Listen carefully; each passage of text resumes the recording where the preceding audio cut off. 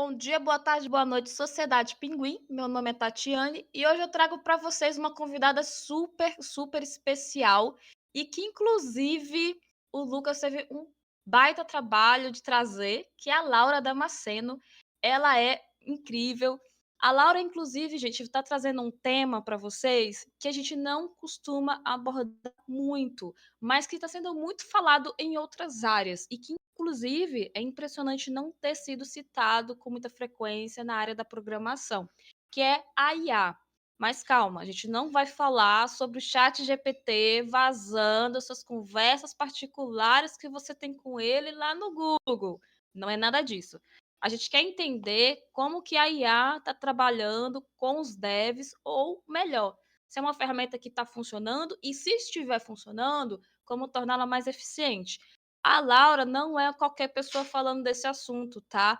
Ela é cientista de dados, LinkedIn Top Voice e também mestranda em ciência da computação com ênfase em IA. Então não é eu falando o que eu acho, não. É alguém que realmente entende do assunto. Eu não vou ficar dando spoilers, vou deixar para ela falar para vocês. E mais uma vez, para quem está escutando a gente, infelizmente não conseguimos fazer o ao vivo, mas a gente conta com o seu like se você estiver assistindo no YouTube.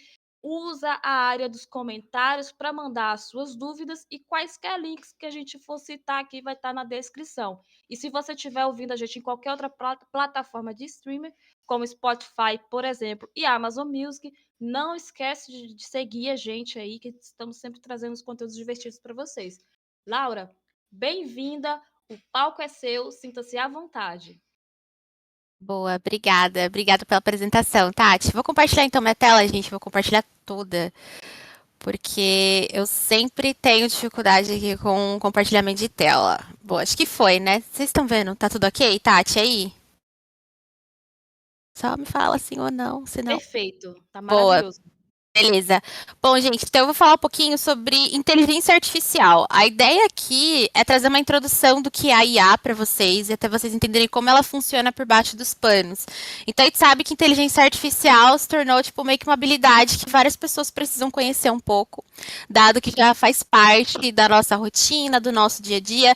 Então aqui a ideia da palestra é dar essa introdução do que é a IA, como ela se originou e também como que ela aprende, até para a gente conseguir construir sistemas cada vez melhores, né? E a gente conseguir, de fato, ter discussões muito ricas em relação à área, tá? Então, boa, vou começar. Então, a gente sabe que esse ano, e desde 2023, na verdade, quando surgiu o boom do ChatGPT, foi o ano da inteligência artificial, basicamente. Principalmente esse ano, por conta de vários temas que foram surgindo, quando a gente fala a questão de governança, ética e até mesmo inovações tecnológicas, muito se fala sobre a inteligência artificial.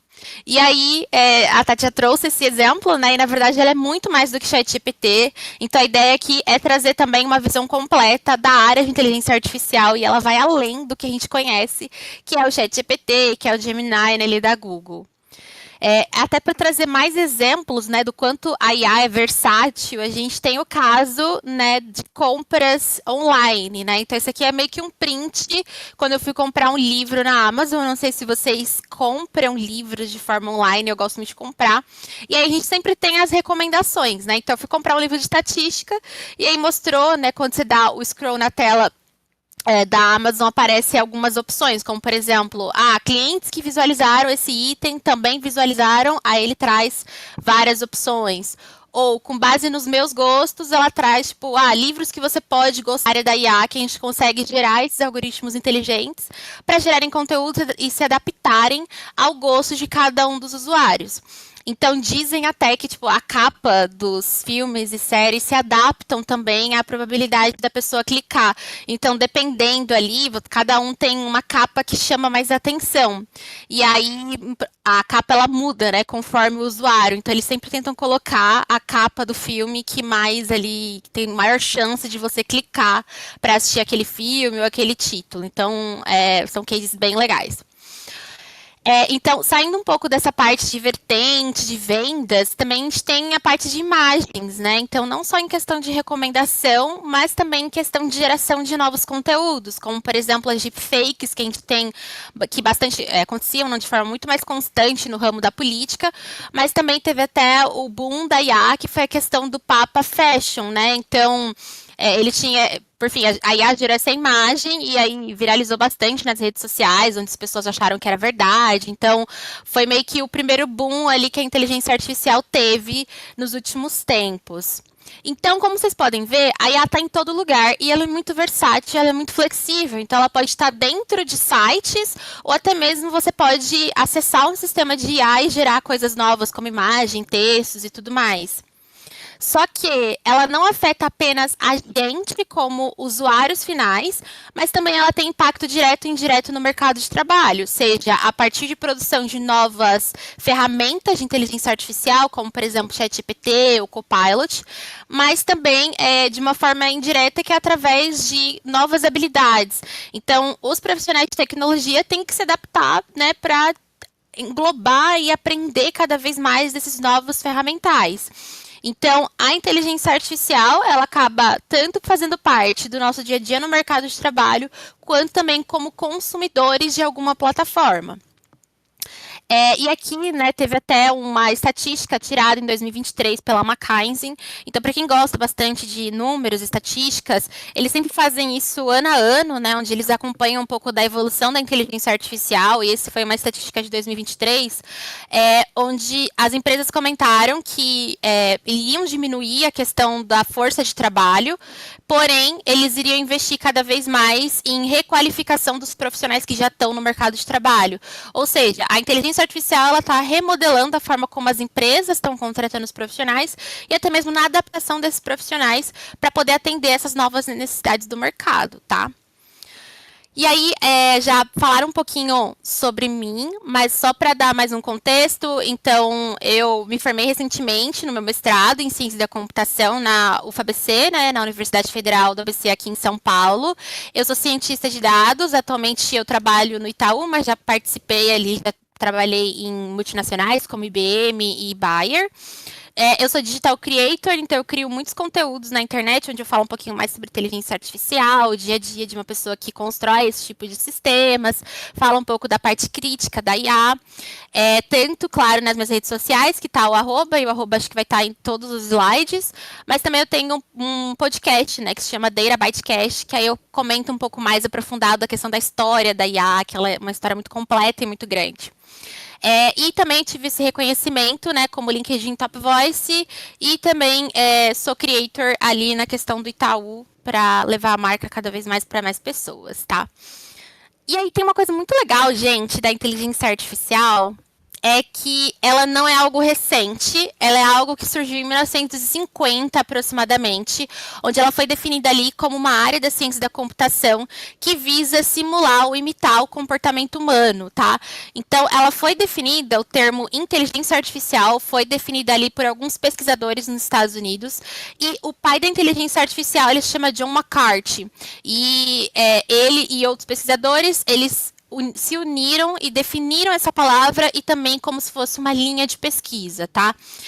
E é importante reforçar que em 1950 foi quando a palavra inteligência artificial foi definida. Ela foi oficialmente definida como uma área ali.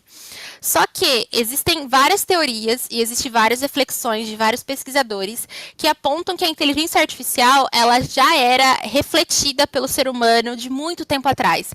Então, tem até histórias muito legais em questão da mitologia, se eu não me engano, acho que é a mitologia grega. Que conta a história do mito de Talos, por exemplo, que é um robô, ele não... As pessoas naquela época não falavam robô explicitamente, mas eles comentavam um pouco da característica daquele personagem, e ele comentava como um homem bronzeado e tal, mas era um homem feito de bronze, né, que é tipo aquele material.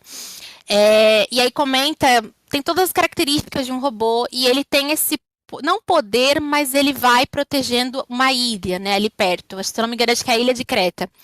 E aí, eles comentam que a forma como esse personagem morreu na mitologia, foi meio que um calcanhar de Aquiles, entre aspas, né? Que ele tinha como se fosse um parafuso, que aí ele foi desmontado e tal. Então, só para mostrar para vocês, exemplificar que, na verdade, a inteligência artificial já estava presente muito tempo na humanidade, desde a mitologia até chinesa quanto grega, mas ela foi definida oficialmente em 1950, tá?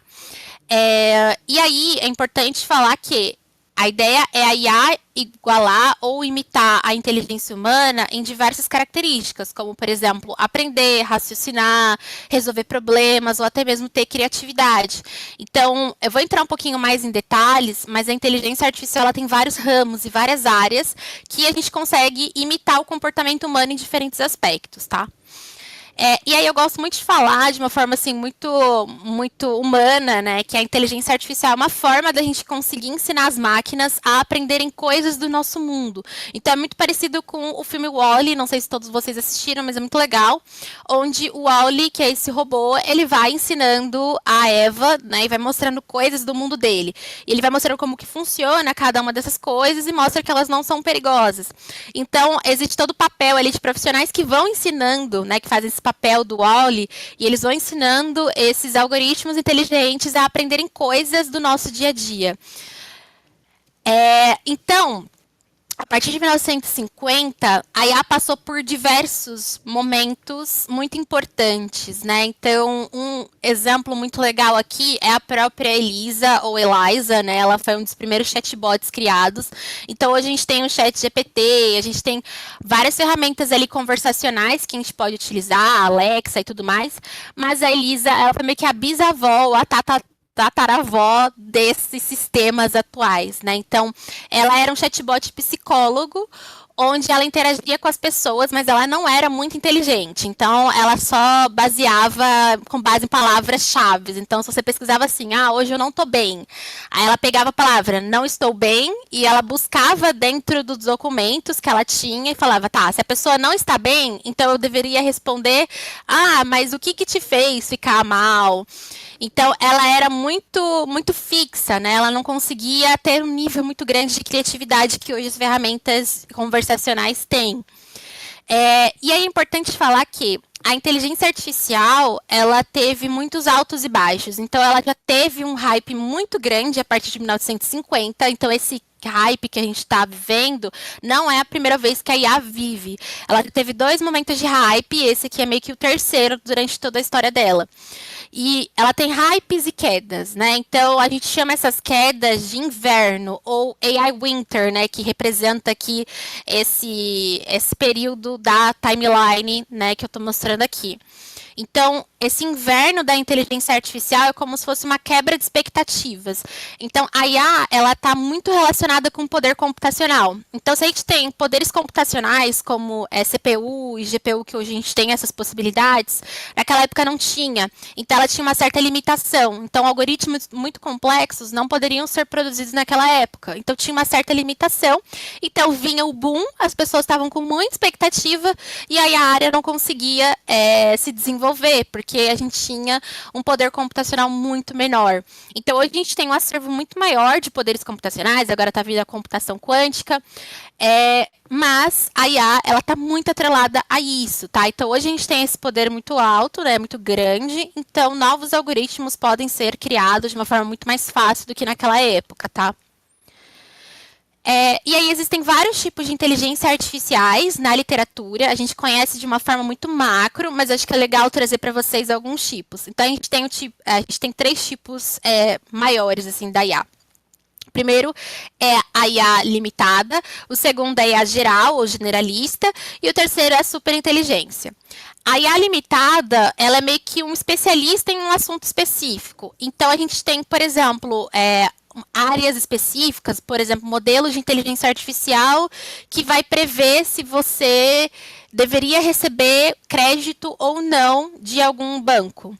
Então, essa é uma IA limitada para o contexto de crédito. Ela não sabe falar sobre séries, sobre filmes, ela só sabe o contexto de crédito. Então, a gente comenta que ela é mais limitada em questão do acervo de conhecimento. Já a IA geral, ou generalista, é um algoritmo, né, ou um sistema que ele tão inteligente quanto um humano e ele tem um leque maior de habilidades. Então, a gente pode dizer, por exemplo, que as IAs generativas, elas acabam entrando um pouco nessa especialidade de IA geral, porque ela consegue criar um código, mas também consegue falar sobre algum filme específico, consegue te indicar um livro. Então, a gente comenta que ela entra um pouco nesse acervo de uma IA generalista. E por último, a gente tem a superinteligência, que é de fato o que muitas pessoas, né, durante muito tempo, resumiram a inteligência artificial, que é essa superinteligência que tem uma inteligência muito maior que a do ser humano. Então, o termo superinteligência, ele foi criado por um filósofo sueco, que é o Nick Bostrom, inclusive tem um livro chamado Superinteligência, e lá ele explica um pouco mais se é possível ou não ter esse tipo de inteligência, e também cuidados que a gente precisa ter para evitar, né, caso isso for acontecer. E eles também comentam muito uma analogia desse tipo de IA com o Frankenstein, né? Então, eu não sei se vocês conhecem a história do Frankenstein, que é aquele, entre aspas, né, monstro que foi criado por um cientista e ele não era muito compreendido pelo cientista que ele foi criado. Então, ele acaba criando consciência e acaba tomando as próprias decisões. Então, a superinteligência, eles trazem muito esse paralelo com a história ali da Mary Shelley, que é o Frankenstein. E aí, por fim, a superinteligência ela levou basicamente toda a imagem da IA, principalmente nos filmes que a gente tem voltados para robôs que matam pessoas, por fim. Então, toda essa parte de ficção científica, ela é bem resumida nessa área principal da inteligência artificial, tá? Então, beleza, passamos pelos 3 tipos de inteligência artificial, mas existe uma grande diferença, não sei se todos aqui são desenvolvedores, mas existe uma diferença entre algoritmos tradicionais, que é o desenvolvido ali pelos desenvolvedores, e a gente tem os algoritmos de inteligência artificial. Então, a principal diferença é que algoritmos tradicionais você está de forma explícita pedindo para o computador fazer o que você precisa. O botão vai ficar no canto esquerdo. Quando a pessoa clicar no botão, você vai abrir um pop-up. Então, você está deixando de forma muito explícita as regras que seu programa precisa seguir. Já o algoritmo de inteligência artificial, você não fala de forma explícita como que ela tem que resolver um problema. Ela sozinha vai buscar padrões a partir dos dados e ela vai tentar resolver esse problema de uma forma muito generalista. E aí depois eu vou explicar, então fiquem calmos, se ficou confuso, vou explicar certinho como que uma IA vai aprender, tá? Mas essa é a principal diferença. Algoritmos tradicionais são mais fixos, então você tem ali regras determinísticas, já na inteligência artificial é algo não determinístico, então ela sozinha ali consegue tomar suas decisões. E aí vocês devem estar com essa cara de ué, como assim?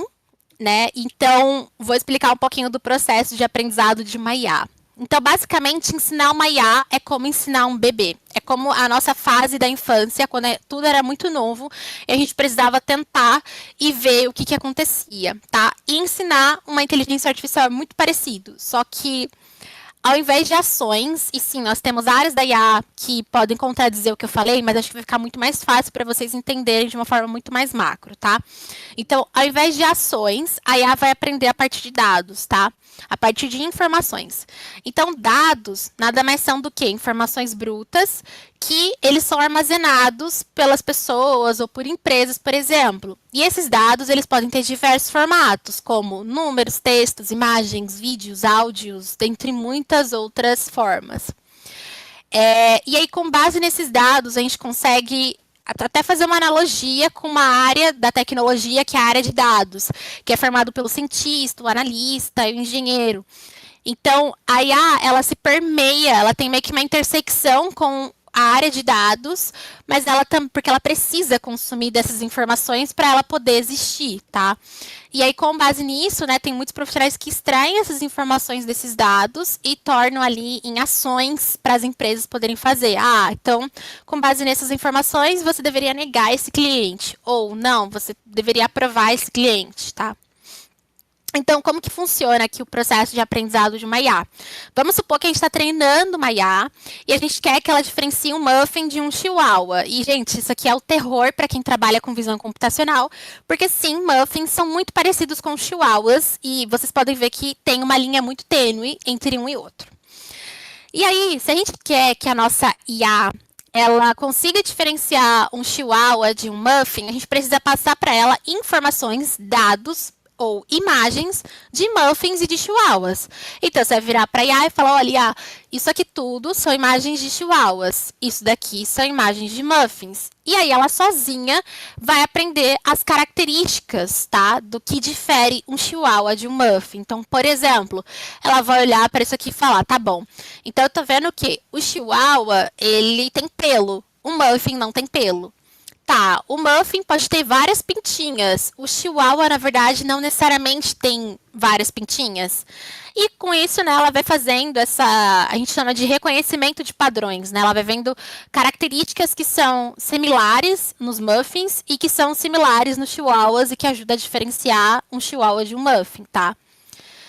E aí, quando você apresenta para ela, quando você testa, então a gente não só ensina a IA, quanto a gente precisa testar para ver se de fato ela está inteligente. Então, a gente entra muito no processo de avaliação. E que é como se fosse uma prova da faculdade, ou uma prova que você faz, que o professor quer medir o quão inteligente você é, ou o quanto que você conseguiu aprender da matéria. E é muito parecido aqui, a gente vai fazer uma prova com ela. Então, a gente vai apresentar uma imagem que ela nunca viu, e aí, ela vai ter que dizer pra gente se é um chihuahua ou um muffin. E aí ela vai dar a resposta dela. Então, tem um livro muito legal chamado Você Parece Uma Coisa e Eu Te Amo, da Janelle Shane. E esse título do livro foi meio que uma cantada que a IA dela gerou. Então, ela criou uma inteligência artificial só para gerar cantadas. E a ideia mais genial da inteligência artificial foi: você parece uma coisa e eu te amo. Então, é bem legal esse livro. Ele traz de uma forma muito didática o que é a IA. E o título também é maravilhoso. E aí, nesse livro, ela fala que programar uma inteligência artificial é muito mais parecido como ensinar uma criança do que você estar programando um computador.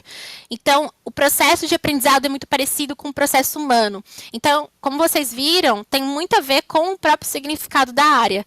Então, a área de inteligência artificial é essa área que simula comportamentos humanos, inclusive o processo de aprendizado. Então, esse que é meio que a intersecção. Então, tem até estudos que apontam que conforme o ser humano vai descobrindo um pouco mais sobre ele mesmo, a questão biológica, ligação nervosa, a forma como a gente raciocina, isso tem muito impacto positivo na própria evolução da inteligência artificial, tá? E aí, eu comento muito que a IA, ela é como se fosse um guarda-chuva. E esse guarda-chuva, ele tem várias pontas. Ou seja, a gente tem várias áreas dentro desse guarda-chuva. Não é só resumido em ChatGPT ou Gemini, ou as IA generativas que a gente está vendo agora. A gente tem várias opções. Então, cada uma dessas áreas, elas são referentes a uma habilidade humana muito específica. Então, por exemplo, as IA generativas, elas falam muito da capacidade criativa do ser humano. Então, ela simula esse tipo de habilidade. A parte de processamento de linguagem natural, ela simula a forma como o ser humano se comunica e interpreta texto. Já a parte de aprendizado de máquina, é a forma como a gente resolve problemas, por fim. Tem várias áreas, e essas áreas, elas têm e exigem habilidades totalmente diferentes de cada um dos profissionais, tá? E aí, existem profissionais que trabalham com essas áreas, ou que acabam tendo um contato um pouco maior, né? Além, claro, dos desenvolvedores de softwares que estão tendo um contato um pouco maior com os sistemas, tá? Mas eu vou falar um pouco dos profissionais de dados, que são os profissionais que meio que estão fazendo muito parte ali desse ecossistema de inteligência artificial. Então, o primeiro papel muito importante é o próprio engenheiro de dados. Então, a gente viu que IA precisa de dados para ela poder aprender. Então, a gente precisa de profissionais que gerem essa pipeline e que extraiam esses dados. Então, o engenheiro de dados é esse profissional que vai ser responsável por criar e integrar diferentes fontes de dados. E isso vai habilitar para que o cientista de dados consiga reunir esses dados, essas informações, e criar esses modelos matemáticos ou esses modelos de inteligência artificial, tá? E aí, com base nisso, a gente tem o papel do engenheiro de machine learning, ou a gente tem engenheiro de IA também, que vão tornar esse sistema de inteligência artificial usável, Então, o cientista também pode fazer esse papel, mas tem algumas empresas que já estão muito bem consolidadas que a gente tem o papel do engenheiro de machine learning, que vai pegar essa caixinha preta que o cientista construiu e vai integrar em algum sistema, seja ele um site, seja ele uma plataforma nova e por aí vai. E aí, muitas pessoas questionam, né, se você precisa ter uma formação em tecnologia para trabalhar com inteligência artificial. E a resposta é que não necessariamente. Você precisa ter um background em programação para você conseguir construir do zero essas inteligências artificiais, mas não é um limitante. Hoje em dia, a inteligência artificial precisa de dados para poder existir. A gente tem o cientista de dados que vai criar esses modelos inteligentes e a gente tem o engenheiro de machine learning que vai pegar esse sistema inteligente e vai integrar em algum lugar, tá? Beleza. E aí muitas pessoas perguntam se precisa ter faculdade de tecnologia para trabalhar com inteligência artificial. E a resposta é que não necessariamente. Então, sim, você precisa ter um background em programação, você precisa saber programar, caso você queira ali criar ou até mesmo integrar esses sistemas inteligentes, mas não é um limitante. Você não precisa estar formado em ciência da computação ou sistemas da informação para você poder criar a sua própria AI. Então, a gente tem comunidades, a gente tem bootcamps e até mesmo cursos que aceleram esse desenvolvimento. E aí, como que funciona? Tá, já fiquei feliz porque vocês não perderam muita coisa, então eu não falei por muito tempo. Então, estou feliz que deu aqui para tracionar alguns pontos. Então, como que funciona um projetinho de IA? Quando a gente vai criar um sistema inteligente, a gente não cria por a gente querer, tá? Então, eu estou falando, isso aqui é um roadmap de um projeto de IA do zero, tá? Você está criando uma inteligência artificial do zero. E aí, quando a gente vai criar elas dentro do mercado de trabalho, a gente precisa ter um propósito muito bem definido, que é a parte de escopo, que é essa parte verde. Então, a gente vai entender qual que é o objetivo do projeto, aonde que a IA vai ser usada. Depois disso, a gente vai para a parte de dados, que é compreender um pouco mais de quais são os dados que a gente vai utilizar, o que, que ela vai se alimentar. A gente tem que limpar esses dados, porque muitas vezes tem ruídos. Depois disso, a gente vai passar pela parte de modeling. Modeling, ou modelagem em português, ele é esse processo de construção e criação da IA. Então, a gente vai treinar ela, que é muito parecido com aquele exemplo que eu dei de passar exemplos de chihuahuas de muffins, então essa parte de treinamento, e depois a gente vai passar pelo teste final, que é para ver e analisar os erros que ela teve. E aí, por último, a gente tem a etapa de deploy, que é a integração desse sistema em algum lugar e até mesmo ter essa parte de acompanhamento, tá? Então, a gente sempre acompanha para ver o quão acurado ela está sendo ou se ela está errando muito. Beleza. E aí, eu comentei muito aqui da perspectiva de um profissional de dados. Porém, a gente também tem um papel muito importante ali do desenvolvedor. E aí eu comento que tem duas opções aqui na questão de inteligência artificial e como o desenvolvedor de software se integra aqui no meio desse ecossistema todo. O primeiro é a parte de ferramental. Então, os desenvolvedores conseguem se alimentar ali de ferramentas já de inteligência artificial para otimizar tempo, focar ali em decisões e demandas mais estratégicas. Então, a gente tem, por exemplo, a questão do Copilot ali no GitHub. Porém, a gente também tem um papel muito importante do desenvolvedor na questão de projeto também. Então, até ajuda nessa etapa de deploy. Então, o desenvolvedor, ele é aquele profissional que consegue ajudar nessa parte de integração, dessa parte de conexão desse sistema inteligente dentro de alguma plataforma, tá? E aí, tem uma outra etapa bem legal. Então, essa parte de integração pode ser feita de várias formas, mas a forma mais ideal é a partir de APIs, tá? Então, o cientista ou o profissional ali que criou essa IA vai colocar ela em uma cloud. E aí, com base nisso, né, os desenvolvedores ou os outros profissionais conseguem se alimentar dessa cloud através de chamadas na API. Então, você consegue fazer toda essa conexão, tá? E isso é até importante para sistemas atuais. Então, por exemplo, inteligências artificiais generativas, como as APIs do GPT e da Google, você não precisa criar uma IA do zero. Você pode se alimentar das APIs já prontas. E isso até ajuda na questão de aceleramento das inovações tecnológicas, tá? E aí entra nessa parte, né? Você não precisa criar uma IA do zero para você poder utilizar ela. Você pode ali já se alimentar de ferramentais e APIs que já existem. Aqui é só um exemplo bem tosco em questão do GPT, mas é isso, é só se alimentar ali das APIs. E aí, para fechar, é a questão de filmes e séries para maratonar. Então, são alguns filmes bem legais que alimentam um pouco mais da parte crítica. Então, a gente vê coisas muito legais quando a gente está dentro da bolha tecnológica. A gente vê, poxa, olha que legal, né? A IA tá alcançando outras habilidades. Nossa, olha que legal que eu descobri e tudo mais. Isso é muito bacana, porque ela tem os pontos positivos, porém tem a parte negativa também que a gente tem que comentar sobre, principalmente quando a gente está nessa bolha. O primeiro acho que é um documentário muito legal. Eu falo que acho, tá? Porque ele tá meio que um filme barra documentário. Então acho que é mais um documentário. E ele conta a questão de racismo algoritmo que pode acontecer dentro da inteligência artificial. E por que é importante, durante toda a construção desses sistemas, a gente pensar muito na diversidade. Então, Coded Bias é um documentário que está na Netflix que é muito legal de vocês assistirem também. E a gente tem o The Great Hack, ou Privacidade Hackeada, se eu não me engano, e comenta muito sobre o uso de dados para alimentar inteligências artificiais e direcionar campanhas políticas. Então, esse também é um documentário muito legal, que fala bastante sobre a exposição das pessoas nas redes sociais e como que algumas big techs têm se alimentado e vendido seus dados. Então, ele é bem legal. E a gente tem, eu não sei se em português é o dilema das redes, mas fala muito sobre a questão de vício. Então, eu comentei lá no início da palestra de alguns exemplos de sistemas de recomendação onde o algoritmo adapta meio que um mundo para você. E isso acontece também nas redes sociais, onde quando você abre o aplicativo, por exemplo, do Instagram, vai aparecer posts totalmente diferentes para você, para mim, para qualquer outra pessoa. Isso porque ele cria um universo com base no que vai te viciar ou no que você gosta. E aí, o dilema das redes trata um pouco disso, do vício que os algoritmos de IA causam nas pessoas, tá? Com base ali nessa parte de recomendação de conteúdo e tudo mais, tá? Então é bem legal.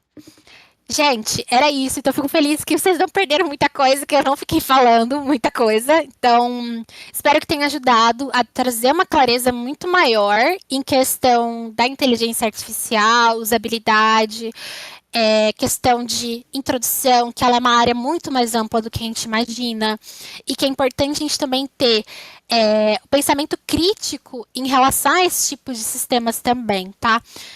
E aqui está um pouquinho das minhas redes, caso você queira acompanhar um pouco mais sobre o meu trabalho, até mesmo entender um pouco mais sobre a inteligência artificial. Então, fica aqui minhas redes sociais para vocês. E obrigada, gente, de novo pelo espaço. E desculpa o transtorno. Acho que meu Wi-Fi deve ter oscilado e eu caí em algum momento, mas fico feliz que não perdi muita coisa. E é isso, gente. Vou abrir então para perguntas, eu acho. Agora eu não me lembro como é, mas fiquem à vontade também. Acho que é você, né, Tati, que vai ler um pouquinho das perguntas. Deixa eu parar aqui. Isso. Sim, pode mandar as perguntas. Gente, olha só, para quem tá só ouvindo a gente pelo Spotify, as redes sociais da Laura vai estar disponível na descrição, ou você também pode acessar o nosso site, que vai ter lá todas as informações, tá? Para vocês poderem seguir a Laura nas redes sociais. E recomendo vocês seguirem também no LinkedIn, porque lá ela sempre posta muita coisa interessante para vocês acompanharem. O pessoal que está aqui quiser mandar pergunta, fica à vontade. Enquanto o pessoal está pensando no que perguntar, eu estava lembrando de um detalhe que quando você começou a falar sobre como as IAs já estão fazendo parte da nossa vida, já tem tanto tempo que a gente nem percebe, e eu lembrei que uma das séries de ficção científica que mais fizeram sucesso, que remodelou a maneira como a gente vê série hoje em dia, que é Star Trek, ela trouxe isso logo nas primeiras, né? Nas primeiras séries dela, que a gente tem ali o Data, para quem acompanha Star Trek, que ele é exatamente essa questão da inteligência artificial questionando as escolhas da humanidade e, ao mesmo tempo, aprendendo com a humanidade a ser humano. E o tempo todo eles botam isso em perspectiva. Esse tipo de questionamento na ficção científica, para quem é especialista, Laura, gera algum desconforto porque parece muito fora da curva ou é interessante para vocês analisarem? Tati, acho que é muito importante esses debates acontecerem, porque eu comento muito que a gente constrói sistemas inteligentes ou qualquer tecnologia sem a intenção de ter algum mal, né, na humanidade, eu acredito, né? A maioria das pessoas criam esse tipo de sistemas tecnológicos sem ter esse objetivo voltado para, não, um dia alguém pode utilizar isso, né, para fazer tal coisa. Então, é importante sim ter esses debates acontecendo em questão do, poxa, será que a gente não está criando inteligências que podem afetar as nossas vidas? Ou, quem sabe um dia essas superinteligências podem acontecer? Então, assim, não gera um desconforto, pelo menos para mim, eu não sei para outros pesquisadores, porque cada um tem um ponto de vista diferente, mas para mim eu acho que é importante a bolha e as discussões em volta da inteligência artificial sair do nicho da tecnologia. Então, por isso que eu gosto muito de palestrar para pessoas fora da minha bolha, que é essa bolha de dados e às vezes até de tecnologia mesmo, porque eu sinto que quanto mais a gente desmistifica o que é a inteligência artificial, a gente consegue direcionar melhor os debates e também a gente consegue trazer uma clareza melhor para as pessoas do que elas estão usando. Então, muitas vezes as pessoas não sabiam, por exemplo, o corretor ortográfico que a gente vai digitar no WhatsApp, que o celular tem, que aí você vai digitar a palavra, sei lá, oi, e aí ele troca para olá. Esse corretor ortográfico é uma inteligência artificial também. Então, são usabilidades muito simples que às vezes as pessoas não têm essa consciência. Então, quando a gente alastra e fomenta um pouco mais discussões em relação à IA, em questão de regulamentação, em questão de governança, boas práticas, o que ela pode ou não pode fazer, o que as empresas ou big techs podem fazer. Então, eu fui um pouco além, eu já estou militando um pouco mais aqui, mas eu acho que é super importante ter sim essas discussões, mesmo tendo, por fim, ideias muito maiores quando a gente fala ali desses filmes, né, que é um pouco mais voltado para ficção científica, mas é importante sim a gente ter essas discussões, sabe? Maravilha. Eu acho interessante porque isso é um ponto que você tocou, que realmente com esse boom de chats GPTs da vida, né, que é o chat GPT e mais, né, que tem agora vários chats, que a gente meio que ficou naquela ideia de que a IA, ela é agora. E aí você relembra, gente, que não, ela já tá aqui, ó, morando conosco, Há já tem muito muito tempo. tempo. Pois é, a gente esqueceu. Olha só que perigo. Ah, Sim. deixa eu ver aqui. O Onidaron tá pensando há 3 décadas o que vai perguntar, vamos abrir espaço para ele. Deixa eu ver aqui, a Fabiana a Fabiana ela mandou ali 2 perguntas que eu acho que é interessante você dar uma lida, porque eu acho que as 2 elas se complementam, se você quiser dar uma olhada. Boa. Quais são as melhores ferramentas para Feature Engineering? Dicas de fontes de estudos para atualização em Machine Learning e qual o melhor caminho para aprender Cloud, AWS, por exemplo. Tá. Para aprender Cloud, já vou começar da última pergunta. Eu indico super você. Cara, tem sites próprios, por exemplo, da Microsoft, da Google, até a AWS tem também. Eu não lembro como eles chamam, se é a universidade, por fim. Tem sites próprios dessas ferramentas que disponibilizam essas clouds. Então é super legal já aprender um pouco diretamente com a fonte, sabe? Mas tem outras comunidades ou também outras plataformas de estudos que também ajudam, mas eu prefiro sempre ir na fonte raiz, que é ir diretamente fazer esses cursos dessas ferramentas, tá? Aí eu vou abrir aqui também para pessoas que quiserem complementar, tá? Pode ser que tenha pessoas com outras perspectivas. Falando um pouco sobre Feature Engineering. Então, para quem não conhece, Feature Engineering ou engenharia de features é a forma de você conseguir transformar e manipular melhor as informações que a sua IA vai estar alimentando. Melhores ferramentas para elas. Eu vou falar um pouco de ferramentas estatísticas, né? Que já vai entrar um pouco na parte mais do techniquez da área de ciência de dados. A Nova é bem legal para você poder fazer questão de seleção de variáveis. A Nova é legal. X-Square também é legal. Então, eu gosto muito de trabalhar, quando a gente fala de engenharia de features, primeiro, selecionar direito as features que de fato vão te ajudar a responder o seu problema. Então, seleção de features é legal. Questão de. Deixa eu pensar em mais algum. Tem um livro muito legal que se chama Feature Engineering também, da O'Reilly, acho que é assim que fala. E a capa é uma coruja. E ali tem várias outras técnicas muito legais. Eu não vou ocupar muito tempo, mas seleção de features é mais importante. E esse livro, Feature Engineering, também é muito legal para complementar os estudos. Dicas de fontes de estudos para atualização em Machine Learning. Cara, Livros. Livros, Fabi, vai em livros. Livros é a melhor fonte assim, de conhecimento. Eu gosto muito disso. E também você participar de fóruns de comunidades voltadas para a inteligência artificial. No LinkedIn tem alguns fóruns legais que eles compartilham papers. Papers nada mais é do que publicações científicas. Isso é muito legal para quem quer estar sempre próximo das inovações tecnológicas. Então é sempre legal ler papers, tá, gente? É chatinho, mas é legal dar essa complementada ou colocar um pouquinho no meio do dia a dia. Mara, o Akin e o Renan, eles acabaram mandando a mesma dúvida, só que de maneira diferente.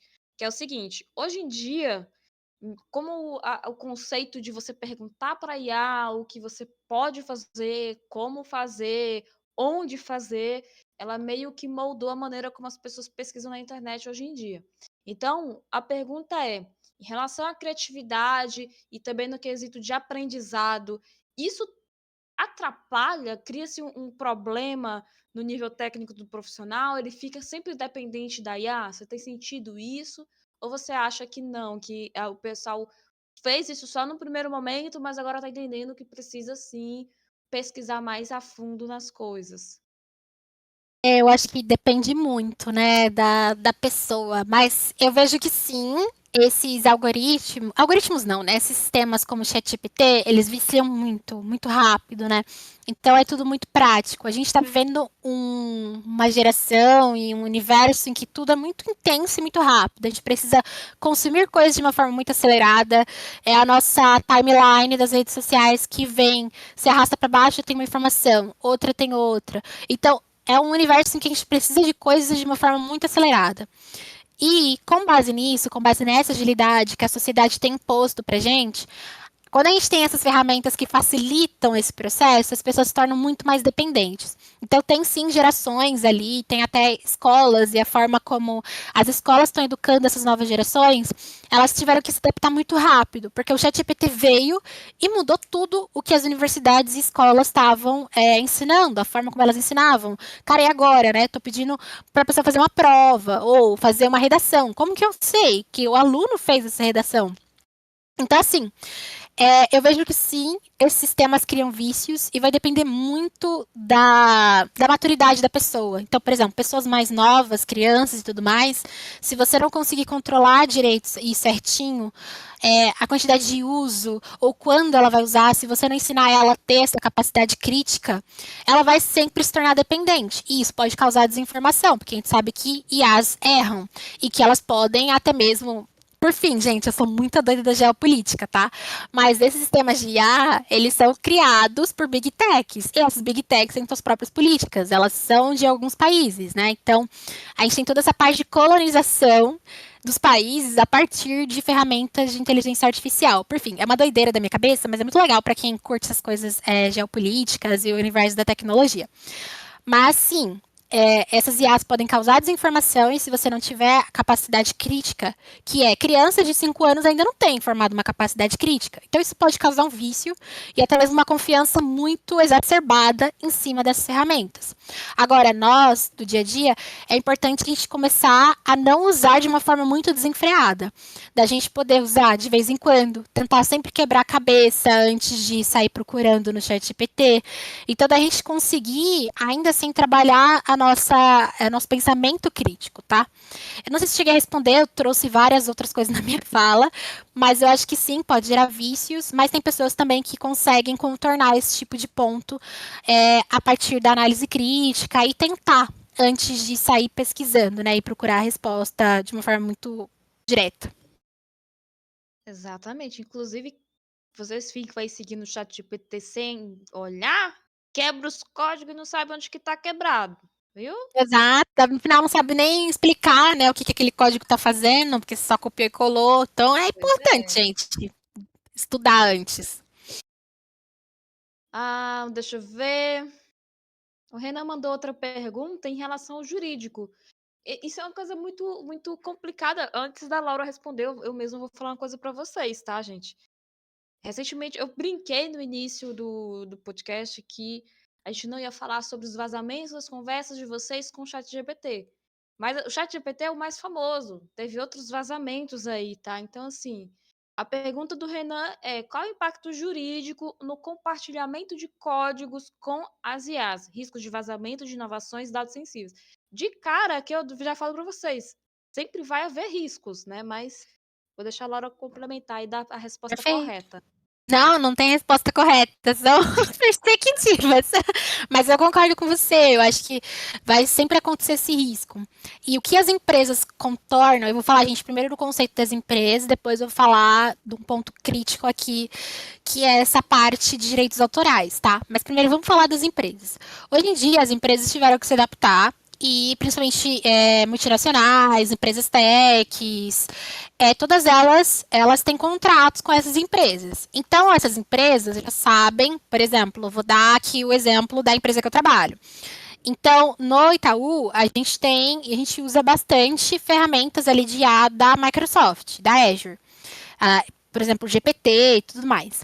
Então, eles constroem meio que um funil para você conseguir utilizar sem ter esse vazamento de informações e dados sensíveis da empresa. Então, já tem uma normativa em questão de qualificação dos profissionais. Então, a gente tem todas as regras do que pode ou não ser compartilhado, do que você pode ou não procurar. Então, tem essa parte de importância de qualificar os funcionários, mas também eles já afunilam na questão dos nossos experimentos e testes, já tem um funil muito exato para não ter esse tipo de vazamento dessas informações sensíveis, tá? E aí, quando a gente fala de nós, usuários meros mortais, sem ser as empresas que conseguem pagar coisas muito exacerbantes nesse tipo de funil, entra uma coisa muito importante aqui para vocês, que é vocês sempre lerem os termos e condições. Então, o GitHub, por exemplo, teve uma época que eles foram lançar o Copilot, ainda tem o Copilot ali. E aí existe uma coisa no seu perfil que você pode desativar o Copilot de usar o seu código no treinamento dele. E no LinkedIn é a mesma coisa. Então, no LinkedIn tem uma inteligência artificial que ali você pode dar um discheck, né? Que é para você não concordar de ter as suas informações, o seu conhecimento, os seus códigos, os seus textos. Você não quer que ele seja compartilhado de uma forma e treinado numa inteligência artificial. Então, saibam os seus direitos digitais, tá? Então, sempre vão procurando a questão do cara, será que eu quero deixar terem acesso a esse tipo de informação? E tá tudo bem você falar, cara, deixa usar, tá tudo certo. Mas para quem é um pouco mais crítico e, por fim, cara, Laura, eu tenho minha pesquisa científica tá ali, eu não posso deixar eles terem acesso. E tá tudo bem, é só você entender os seus direitos, ver que você pode desativar esse tipo de funcionalidade, tá? Então é muito importante a gente ter essa noção, capacidade crítica do que a gente quer ou não compartilhar com essas empresas e que a gente pode sim ter o nosso direito como cidadão digital, que é não concordar com isso, tá? Maravilha. O Unidoran ficou ali 3 anos digitando a pergunta e no fim mandou uma só. Ah, eu tô brincando, viu, Unidoran? Ele tá perguntando em relação a servidor local, eu não sei se é a sua área, mas eu vou ler e se não for, aí você responde do jeito que você achar Tá bom. melhor, tá bom? Sou entusiasta, estou vendo alguns tutoriais para fazer um servidor local, tanto que estou apoiando e muito, e comprei um computador mais modesto justamente para isso. Sobre configuração local, o que você aconselha? Ele fazendo todo o processo usando o Llama no Linux e pegando modelos prontos para rodar localmente, seja pelo chat GPT ou outros como o DeepSeek. Olha aí o código quebrado de onde vem, menino. E hoje estou tentando simplesmente fazer funcionar, mas depois quero fazer um ajuste mais fino. O que você acha, Laura? Cara, foge totalmente da minha alçada. Misturou um pouco de IA com servidor ali. Desculpa, eu não vou saber responder essa. Eu vou ficar te devendo. Unidoran, desculpa. Não vou conseguir mesmo. Tentei captar ali alguma coisa, mas foge um pouco da minha alçada. Se alguém quiser comentar algo, gente, fiquem à vontade, tá? Mas eu realmente não vou saber contribuir nessa pergunta. Ao fato de procurando no chat GPT e no DeepSeek já me preocupa. De como executar. Os códigos quebrados, Não, eles vêm assim. dá pra ver que ele não tem preferência ainda. Procura nos dois. É uma boa opção, sim. Você olha os dois e compara a melhor resposta. É um ponto Um positivo livrinho, também. um livrinho, a biblioteca fica logo ali, entendeu? Virou um Pokémon, então tá bom.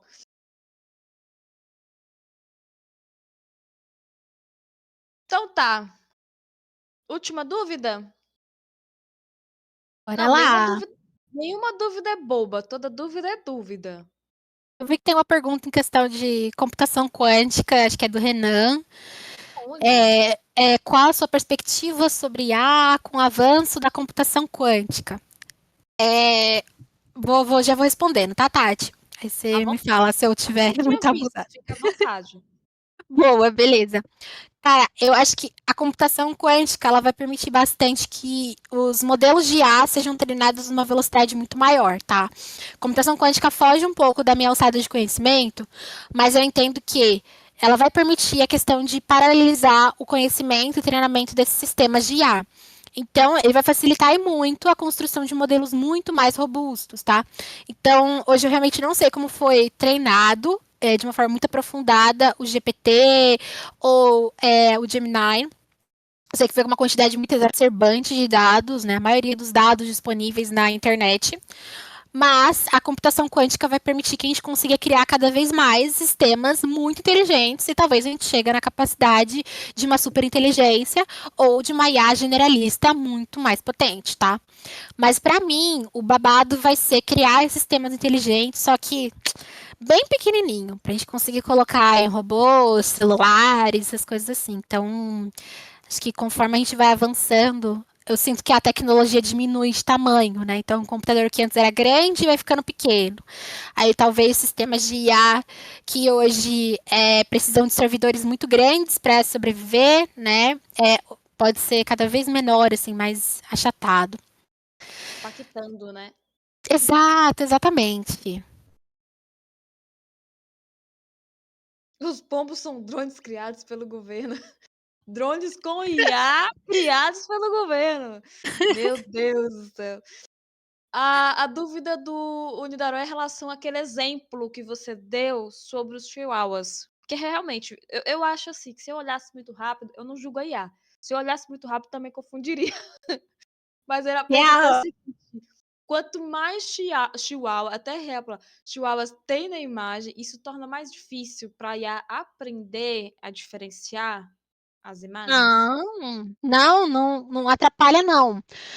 Vai depender muito, claro, se for um algoritmo muito recente, ele não vai ter tanta dificuldade. Mas se você for ter uma imagem com vários chihuahuas e um tá em cima do outro e você tá usando um algoritmo muito antigo, pode ser que ele tenha mais dificuldades. Só que aí que tá a beleza de você refinar, ajustando o parafuso da sua IA. Então, o que a gente faz depois que a gente avalia e vê que ela tá com dificuldade? A gente viu que, ok, ela tá errando muito no caso desse chihuahua que tem 3 chihuahuas numa foto. O que a gente pode fazer aqui para melhorar? Vamos refinando a questão de saturação na imagem, vamos tentar um modelo, uma versão um pouco melhor para ver se melhora. Então tem toda essa parte de validação que ele é muito demorado, tá, gente? Esse processo de refinar a IA e tudo mais é um processo que a gente demora bastante. E aí nem sempre a IA vai acertar 100%. É importante trazer para vocês. E o universo sabe, se vocês não sabem ainda, eu vou deixar bem claro. A IA erra. E a gente que desenvolve essas IAs, nós estamos conscientes que ela não vai ser 100%. Claro que existem projetos muito críticos que a IA tem que ter um mínimo de erro possível. Por exemplo, ela vai ter uma acuracidade de 99%, mas sempre vai ter aquele 1% que ela vai errar. E aí depende muito da empresa, do quão confortável tá em correr riscos. Então, é bem importante, a Tati trouxe aqui um exemplo do tipo assim, cara, eu vi ali, bati o olho de forma muito rápida, até eu tive dificuldade de ver diferença entre as imagens. E até nós, humanos, a gente erra. Então a gente comenta muito de threshold, né? Que é tipo uma meta baseline pra gente ver o quanto que o humano performa hoje e o quanto que a IA consegue alcançar. Então se a gente sabe que se até o humano ele erra, a IA não vai ser perfeita, porque a gente alimenta a IA com base nos dados que a gente tem, com base em comportamento da sociedade, tá? Então é isso. Gente, desculpa, mas toda oportunidade que eu tenho eu acabo militando, eu tô percebendo isso, mas por fim, tá? Esse é um ponto aqui de reflexão importante. Então a gente vai refinando ela e a gente vai vendo quão confortável a gente tá em questão do que ela tá errando, tá? Poxa, 5 chihuahuas numa foto. Não, tá tudo bem a gente errar 5 chihuahuas numa foto. Então, por fim, vai depender muito da empresa. ver essa questão também em relação à Microsoft com a IA dela. Antes, as imagens elas vinham com muitas falhas, não conseguia diferenciar mão, não conseguia diferenciar dedo especificamente, né. E agora a gente tem ela criando imagens do completo nada, a partir de um modelo, de forma que outra IA também não sabe dizer a diferença. Você chegou a ver esse meme no Sim! antigo Twitter, que botaram a IA no Twitter para falar se a imagem gerada por outra IA era verdadeira ou IA, e ela nem ela soube dizer que se era de verdade ou não. Estamos chegando nesse Então, tá confundindo todo mundo. Tipo, as IAs elas estão ficando muito perfeitas. Tem até um teste do The New York Times, se vocês quiserem fazer, é muito legal, que é tipo para você tentar adivinhar como se fosse um quiz, se aquela imagem é feita por uma IA ou não. E, cara, tem cada imagem muito perfeita que você olha e fala assim: não, gente, isso aqui é uma pessoa de verdade. E aí, quando você vê, na verdade, não, era criado por uma IA. Então, tá muito, muito realista. Então, por isso que o processo de desinformação, de você criar fake news e fazer as pessoas acreditarem nessa fake news, ela tá muito mais rápida com base nos sistemas que a gente tem hoje, né? Então, ter toda essa parte de regulamentação da IA, ela é cada vez mais importante, porque, cara, se deixar, o céu é o limite para as pessoas que desenvolvem tecnologia, e principalmente para algumas empresas. Então, é importante a gente cada vez mais frear algumas produções ali da inteligência, tá? filha. Povo, mais alguma pergunta? Mais dedos e mais pernas que deveriam ter. É o que mais tinha quando começou as gerações de imagem, tá? É o que Nossa, mais tinha. tinha uns dedos deformados, assim, virado, tipo, é bem estranho algumas coisas. Ou faltando. Exato. Ai. Vamos encerrar ali com a pergunta do Gilmar? Eu tô segurando aqui para ler, que eu vi que tem um tempinho que ele tá escrevendo. E depois dessa pergunta, gente, vamos subir vocês lá para Cal Geral, onde o microfone vai estar aberto para todo mundo. Eu gostaria de aproveitar e lembrar vocês que esse palco está sendo gravado, vai ser liberado no YouTube e também no Spotify e na Amazon Music. Se vocês não seguem a gente nessas plataformas, eu peço que sigam. Deixa o follow nessas plataformas.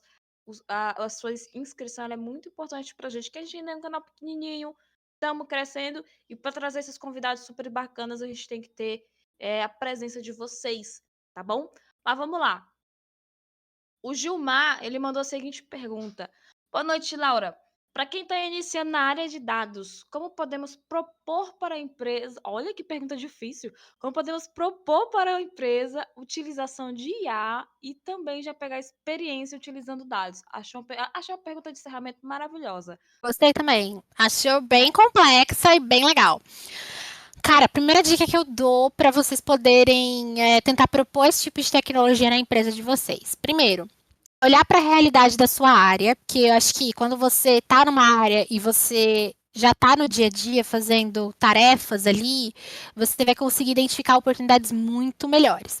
Então, olhou para sua área, vê algumas coisas legais. Primeiro, quais são as tarefas que vocês já fazem de uma forma não automatizada, mas de uma forma muito constante, muito repetitiva. Então aí tá uma oportunidade de você conseguir automatizar e vocês podem trazer esse ponto da IA, né? A questão, por exemplo, de, não sei, vamos supor, a gente na minha área tem um momento em que todo mundo tem que ler documentos de contratos.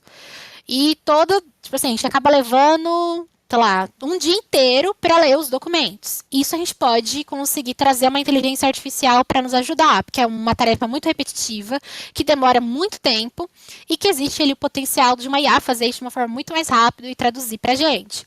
Então, ver tarefas repetitivas, tarefas que vocês levam tempos muito grandes e que a IA poderia trazer. E a ideia também de você levar isso uma coisa legal fala com o seu superior e leva qual é a sua ideia que você quer trazer. Poxa, vamos trabalhar nessa questão de documentos. A gente tem documentos e eu quero levar uma IA para ler esses documentos e resumir.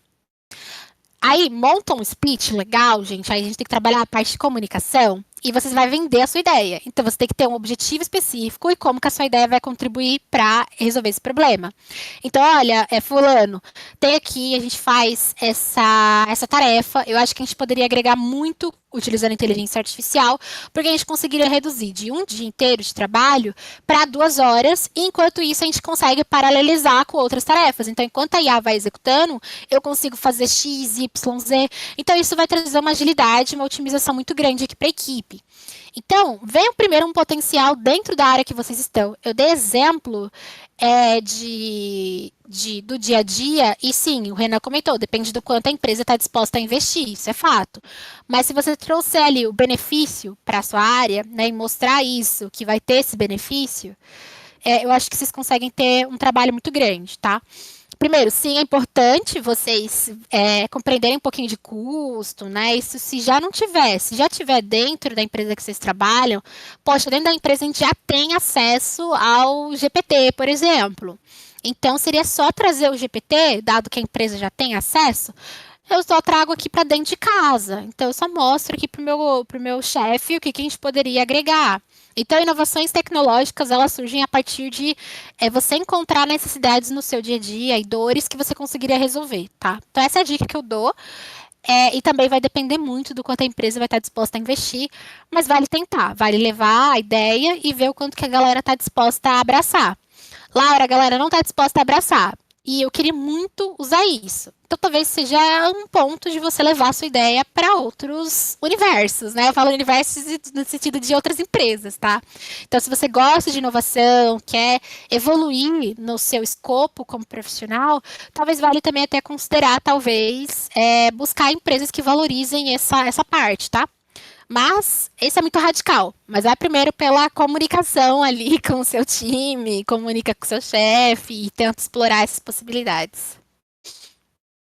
Qualquer coisa, vocês jogam na mão do RH e fala para eles que é redução de carga horária e aumento de produtividade. Pronto, entendeu? Já, Palavras-chave que brilham olhos. entendeu? Já vendeu.